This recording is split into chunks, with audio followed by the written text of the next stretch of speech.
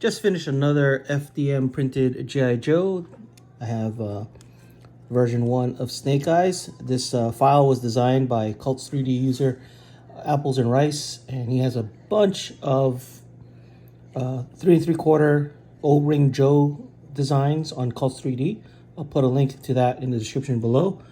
And I gotta say, I'm really enjoying printing these guys out. It's a lot of fun to print and assemble and then just get the results like this. This was printed on the Bamboo Labs A1 Mini, and I'm really enjoying it because, you know, with my resin printer, there's so much processing done after the print. This, I just remove the supports and then assemble. And one other good thing is, well, you can see the other figures here. I can print them in the filament color of choice. Snake Eyes is a bit easy because he's all black, and I think it came out great. I mean, you can still tell it's FDM printed. Like you see here, there's that seam line there. I might reprint that part and put the seam on the side instead. But for the most part, you know, just on the table or messing around with them, unless you look really, really close, it's very hard to tell. And you can see over here, this is printed on a 0.2 nozzle, and it's not even at the lowest layer height for the A1 Mini.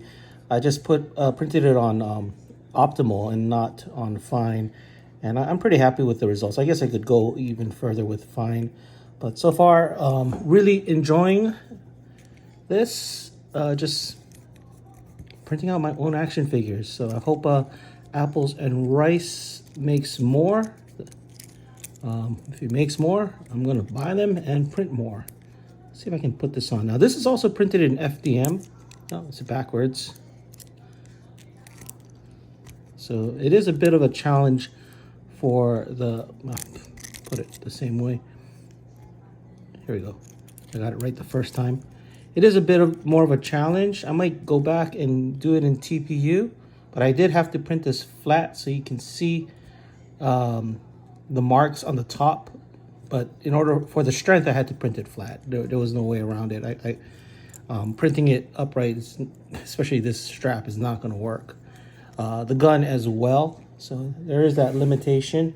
I don't know if you can see, but you can see it's not as fine as the original model in terms of detail.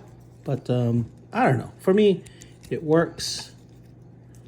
And I gotta say, the files are so well designed. Fits in his hands perfectly, like so. And I gotta print out the rest of the accessories for these guys. So far, I've printed out Scarlet. I may change the colors. I'm not sure yet, but here's Scarlet. I may redo this, or I'm thinking of changing the green. I'm not happy with the green. I'm looking at the classified grunt, and I'm thinking my green is a little bit off, and I might do something else and reprint these parts. But also I printed grunt here. You can see with his helmet. Let's put Snake Eyes on the side. Just got to go back and paint them, but for the most part, the nice part, I can print them, the head in a flesh color and the rest in their respective colors. And then I also got CoverGirl here. So just need to paint her up. A lot more to print, and I'm having a great time printing these. And then I also bought from S3D Toys the classified scale vehicles like the Sky Striker, Cobra Rattler, a bunch of stuff in that bundle. So I might take some of those files and scale them down to see if I can use them for these 3 3/4 Joes as well. But yeah, such a fun age to live in, where you basically can print out your own action figures.